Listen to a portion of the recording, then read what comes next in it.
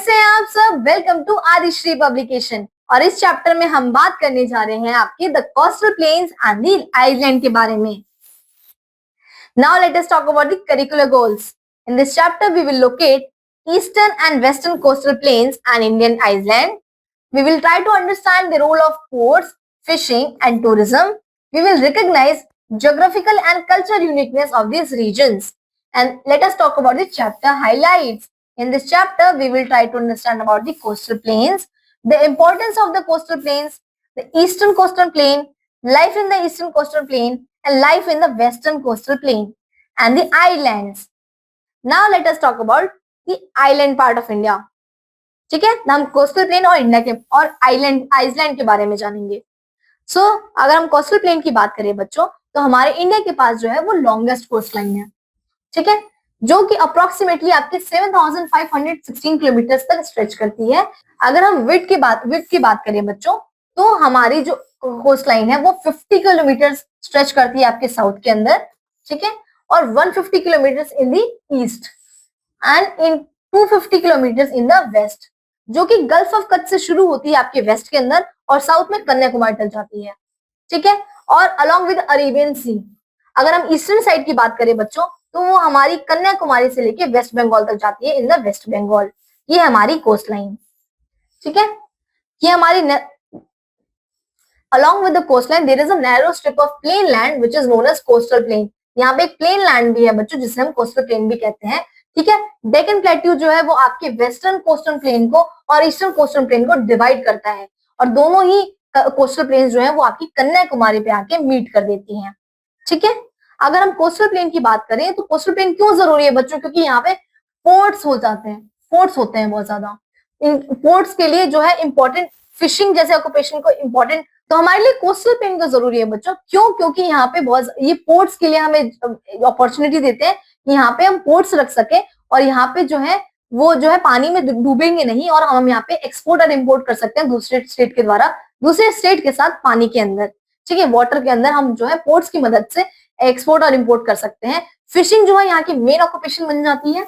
इससे भी export import किया जाता है बच्चों. यहाँ के लोगों का मेन ऑक्यूपेशन ये होता है. और फर्टाइल लैंड होने की वजह से यहाँ पे राइस, रबर और कोकोनट बहुत ज्यादा ग्रो किए जाते हैं, जिसे पूरे देश में यहाँ से सप्लाई किया जाता है. ठीक है, तो बच्चों अब हम पढ़ेंगे ईस्टर्न कोस्टल प्लेन के बारे में, जो कि आपके वेस्ट बंगाल से लेके साउदर्न टिप्स तक आता है. ठीक है, ये जो है आपका ईस्टर्न कोस्टल प्लेन, इसके अंदर जो है वो आपकी इंपॉर्टेंट नदियां बहती हैं, जो कि है आपकी महानदी, गोदावरी, कृष्णा और कावेरी. अगर हम ईस्टर्न कोस्टल प्लेन को भी बच्चों डिवाइड करें, तो ये वेस्ट बंगाल वाले एरिया के अंदर नॉर्दर्न सिरकार कहा जाता है, और नीचे वाले एरिया के अंदर कोरोमंडल कोस्ट कहा जाता है.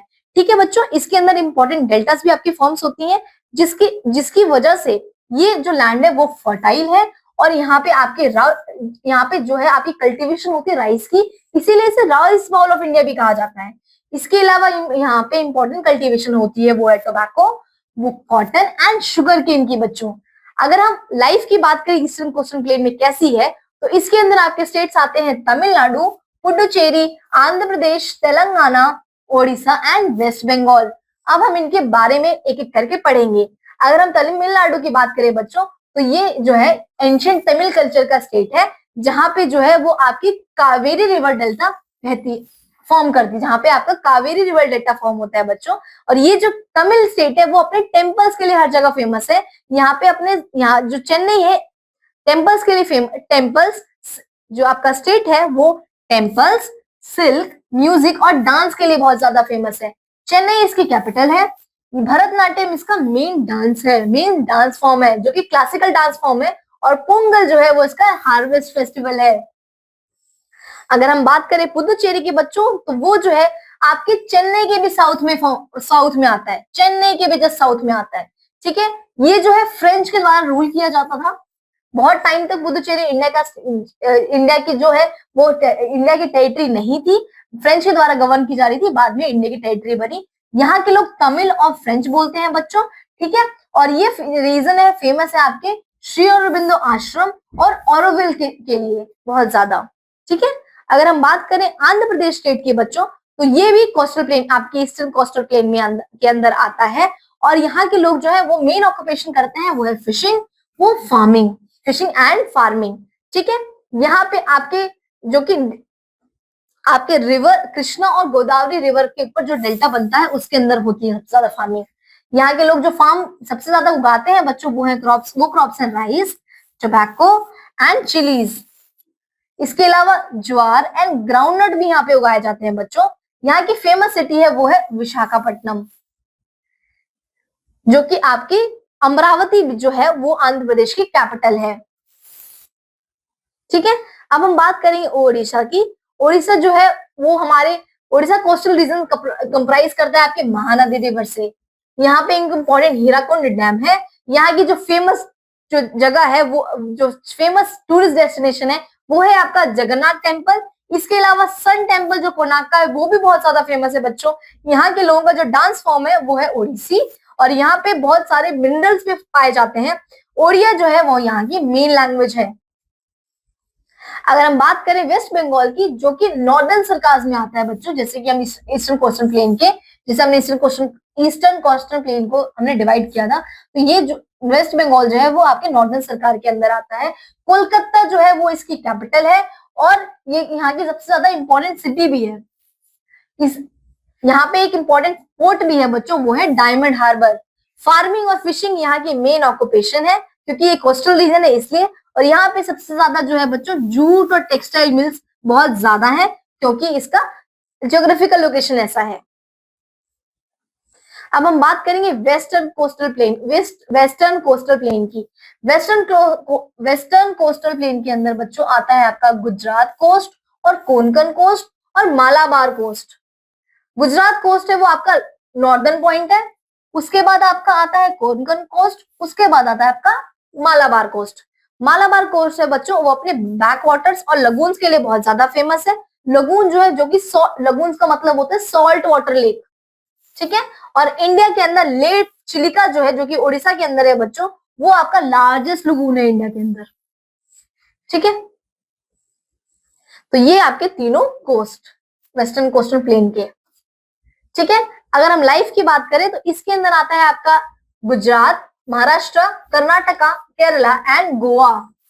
अब हम ब्रीफली इनके बारे में जान लेते हैं। अगर हम गुजरात की बात करें बच्चों तो गुजरात जो है वो अपने फार्मर्स और ट्रेडर्स के लिए बहुत ज्यादा फेमस है।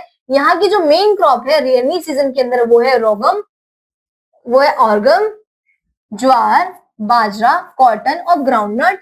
विंटर्स के अंदर बच्चों यहाँ पे व्हीट और शुगर केन की खेती होती है। आनंद जो है वो मेजर सिटी है आपके गुजरात का। यहाँ पे अमूल डेयरी जो है वो आपकी अमूल डेयरी यहाँ पे स्टैब्लिश्ड है बच्चों। अगर हम सूरत की बात करें तो ये आपकी डायमंड कटिंग इंडस्ट्री, क्योंकि यहाँ पे डायमंड की बहुत ज्यादा इंडस्ट्रीज है।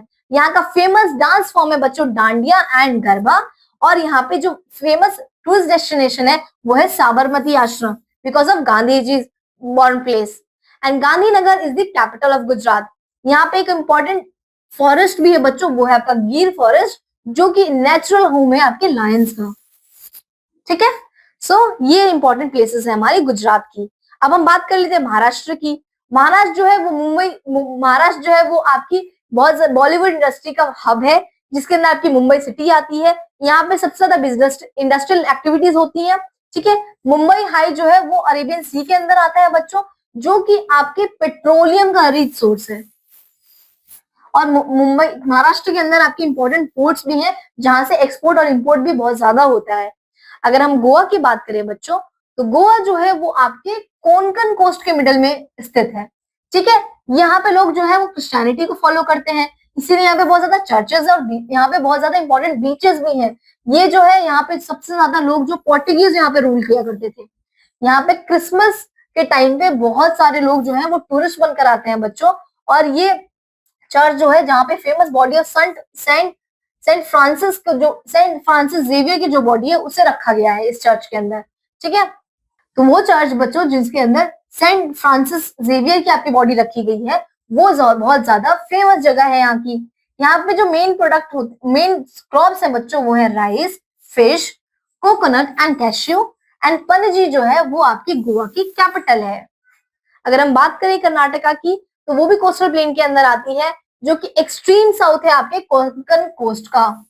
यहाँ के जो फार्मर्स है वो प्रोड्यूस करते हैं आपके राइस, कोकोनट और स्पीसेस। मंगलुरु यहाँ की एक इंपॉर्टेंट सिटी है और बैंगलोर भी यहाँ की एक इंपॉर्टेंट सिटी है, ठीक है। और हमने इसके बारे में पिछले चैप्टर्स में पढ़ा भी है। अब हम बात कर लेते हैं बच्चों केरला की।